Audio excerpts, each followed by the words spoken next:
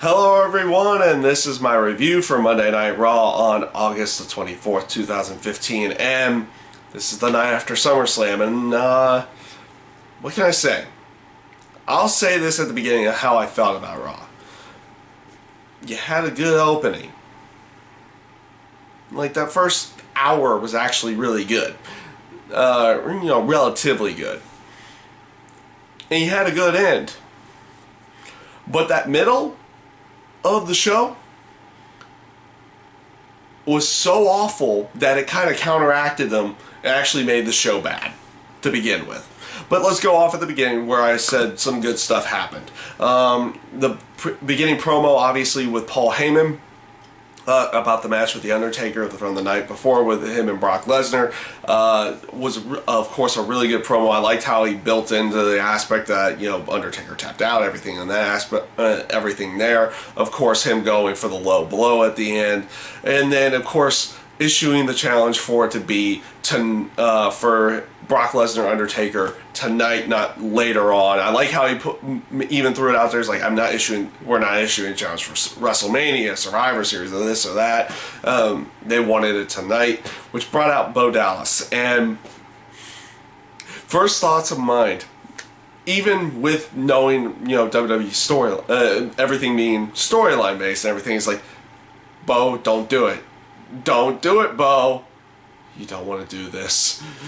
And then, of course, he gets suplexed like 5-6 times and then F5'd in the end. So basically where you knew that was going. Good opening segment. I wish they would have gone a little bit more with Paul Heyman and Brock Lesnar in some way, like a backstage segment with the Authority or something like that. I wish that wasn't the only thing you got from that tonight.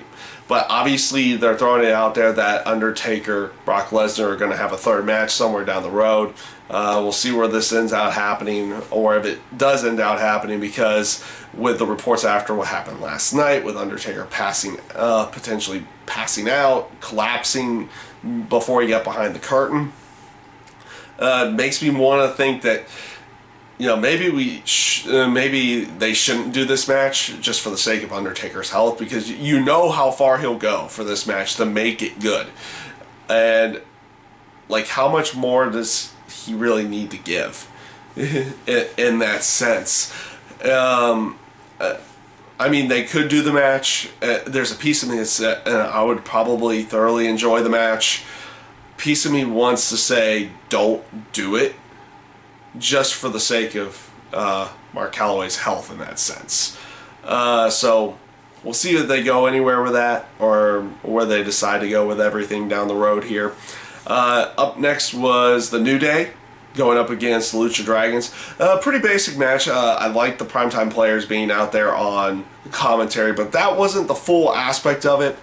After the match, you have the New Day celebrating, going through comment. You also had primetime players doing a little bit more extra with commentary. Then then Pyro just randomly goes off, and it's like, okay, are they doing some kind of weird celebration? No, it's the Dudleys. The Dudleys come back, and this was a nice little surprise, because even, like, I had not even seen this one pop up on any potential websites or anything. No one really teased this. This was a nice return. Good to see the Dudleys come back into there.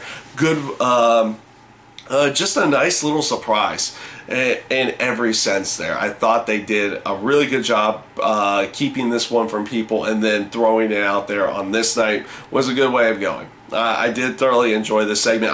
The reason why I thoroughly enjoyed this segment was not just the aspect that they went after the New Day. Like you would expect, it's like, okay, face team coming in, well, kind of a face team. You can't really say that their attitudes are technically face, but they would come in as the face team here, and they go after the heel team, which is the New Day. Okay, they did that, did the table spot, but they also got into the face of the primetime players. It was kind of like a put the entire tag division on notice moment. That's the reason why I ended up really liking that segment. I thought they did a good job here.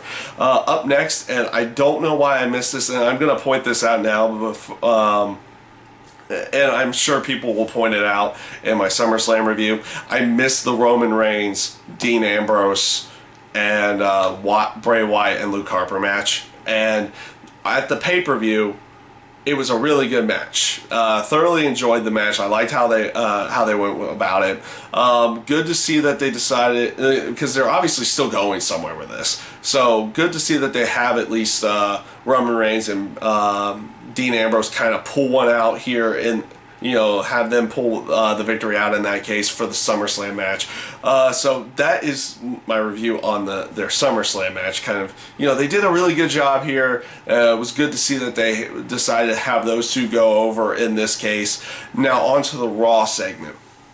And the Raw match, again, was a really good match. And it's like, okay, they made it basically look almost the same from the night before. So it was kind of, in this thought process, you're kind of thinking, it's like, okay, they're kind of doing this again moment. And then it looked, as soon as they had it, looked like Roman Reigns was about to get the victory with a spear. Lights go out, and they have this big, massive man show up in like a black sheep's mask. And then of course reveals the face. At this point in time, not many people actually knew who it was. Ends out being Braun Strowman, or I think that's how they said it later. An NXT guy, a guy that I had not seen too much of. Like when I saw him initially, it was like, who? It's like I kind of turned my head. I was like, is that Bull Dempsey? No, that's not Bull Dempsey. He's still doing stuff in NXT. But it ends up being this guy. They introduced him later in the night, and I liked how Bray Wyatt introduced him. He introduces Braun as Sister Abigail's black sheep. So they're still kind of playing off of the Sister Abigail thing. And so it's like bringing him as part of the family and everything in that aspect. And I actually did kind of like that debut that they did for that aspect. So after this, the show kind of goes downhill. It really does for a while. The show really does go downhill in the terms of just quality and just like, why are we even here with some of this stuff? The Miz TV segment was okay. The Divas promo, especially with Charlotte, Becky, and Paige, I thought was okay.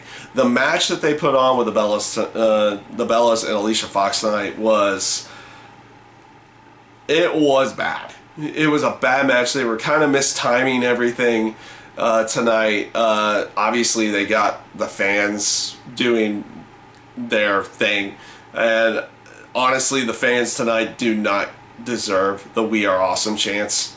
Honestly, they didn't do anything original to actually even start saying that, but they said it anyway during the match. But don't get me wrong, this match deserved to get booed. It was not a good match. It looked like, and I'm hoping this isn't actually an injury, but it looked like towards the end there, Charlotte was down on the apron, and and then they did a little quick spot in there. Like the ending kind of seemed a little messed up because the fact that she wasn't really able to go out there and she was holding her knee afterwards. I hope it's not an actual knee injury from her. So we'll see what ends up happening there. But like the finish, the match, it was not good this week in any way. Though, during the Miz TV segment, they finally kind of got a potential reasoning or a story that they could build off of. And we'll see if they build off of that, because you finally had Nikki basically say it's like how close she is to becoming the longest reigning Divas champion. Okay, now they can play off of that for a little bit. Now they can start hopefully having title matches or something in this sense. More one-on-one stuff than just this whole team dominance type aspect behind everything. So they need to play off of that a little bit. Get past the whole aspect that this match this week was just horrendous and was bad. So we'll see where they go with that down the road here. The whole area with King Barrett and Stardust. I can kind of get why Stardust would attack King Barrett for losing the match from the night before, but that kind of plays in the character. But even Neville making the save afterwards kind of it just came off really weird. I know they're still trying to work something with Neville and Stardust, but are you gonna turn King Barrett face now, or where are you going with King Barrett here in the terms of getting attacked by Stardust? Is he turning face? Is he not turning face? Where are you going? Why did you do this outside of the aspect of the two of them losing the match and Stardust just kind of being crazy and attacking them for that reason? So we'll see where they go with that. They've got to go somewhere with that to actually make it, at least make some kind of sense in any way. And you got this a little bit later again in the night with that 8-man tag match, which it wasn't a bad match, don't get me wrong, but it was kind of just a match saying, hey, look, all these guys faced each other last night in either one-on-one situations or triple threat situations.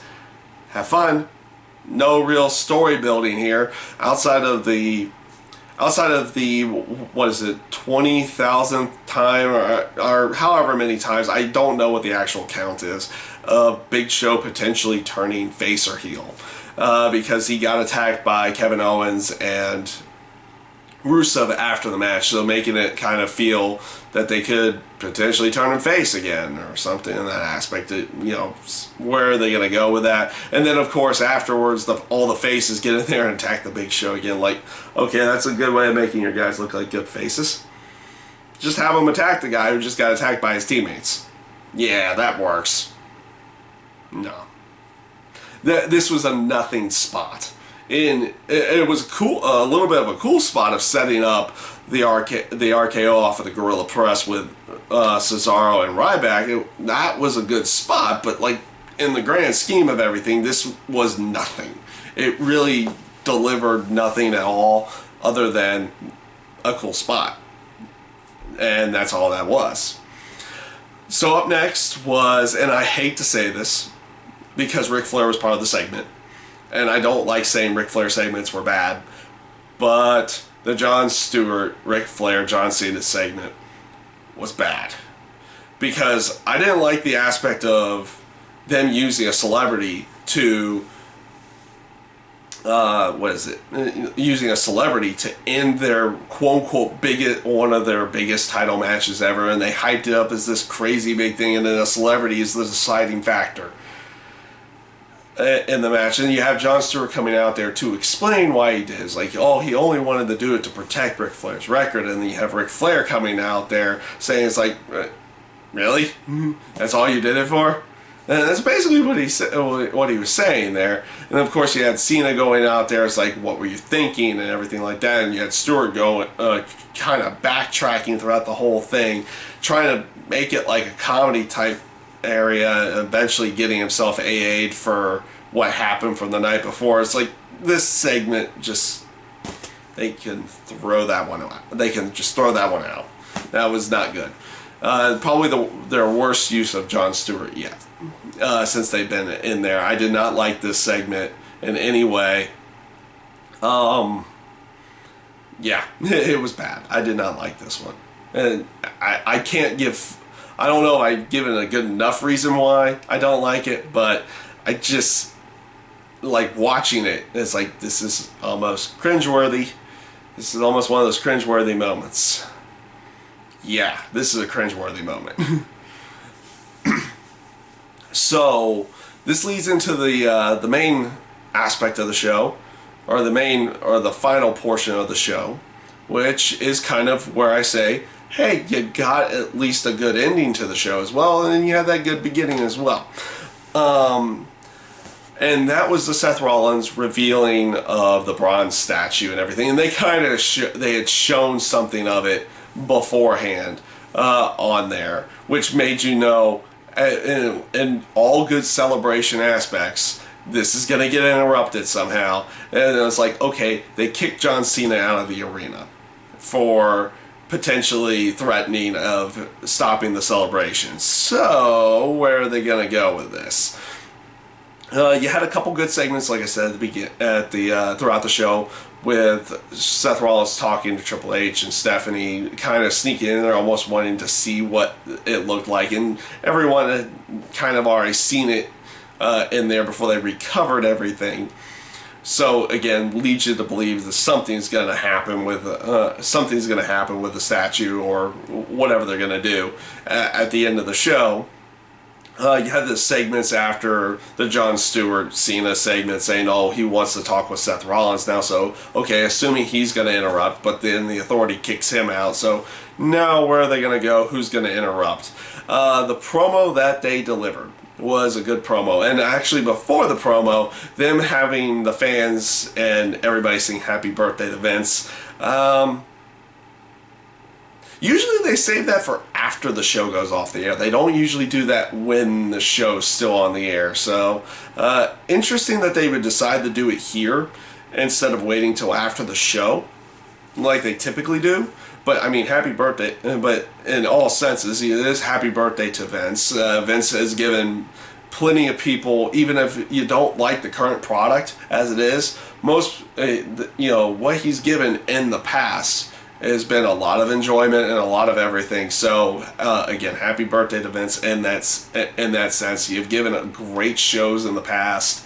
I did not particularly like this Raw that went on the air, but there's been plenty of shows that I've absolutely loved that have been done with him promoting everything. So in that sense, you gotta say happy birthday there. And the man's turning 70 now, so he's still going and wanting to work and everything in that aspect. This man can retire 50 times over and put it to someone else, but he wants to keep going. So all the kudos to him and wanting to keep going and continuing on, not only with just life in general, but with his passion in life as well. So, but on to the segment with Rollins and Triple H and Stephanie. Good promo setting up everything with Seth Rollins. Pretty good promo again through Seth Rollins as well with what he was saying about his match with Cena and everything in that aspect. I thought they did a really good job here. And then, of course, they go to the reveal, and here's the interruption. It was Sting standing in there the entire time. Good way of ending the show. Having Sting kind of, I wouldn't say necessarily be a surprise, I think he got spoiled a little bit that he would be there. But a good way of going, and you didn't know who he was actually going to initially feud with until Triple H kind of got out of the ring. Triple H got out of the ring. It's like, okay, he's going after Seth Rollins now, which they did eventually set up that match afterwards, and I think it is for the title as well with Night of Champions. It was going to be Sting and Seth Rollins at Night of Champions for the title, and that should be an interesting match to see who they're gonna put over and what they're gonna go with for this match. Sting works well with the younger talents. So, we've seen this before. If you've watched in TNA enough, you've seen that he puts over younger talents really well. Even in victory, even if he's winning or if they're winning, he usually finds a way of putting them over really well. So we'll see how this feud with Sting and Seth Rollins works. How often will Sting be on the air? Will we just be kind of getting these vague promos from him where he's not actually in the arenas or anything like that, or if he's appearing more often, leading into the Night of Champions pay-per-view. So, like I said, this Raw had a good beginning and a good end, but it got counteracted, and I have to say this was a bad show just because of how that middle was. It kind of just felt all over the place and just out there, and it's like, oh, we're kind of doing the phone it in moment, and that's just how I felt. That middle section there was kind of just phoned in the entire time. It was pretty cringeworthy throughout most of that portion, and it definitely does hurt this Raw. But with the aspect of the Dudleys coming back in, the new Wyatt member, which I actually enjoyed that segment, and the Sting return out there, almost saves it. But I gotta say, this Raw was not very good in the end. So that is my review this week for Monday Night Raw, and I thank you guys for watching.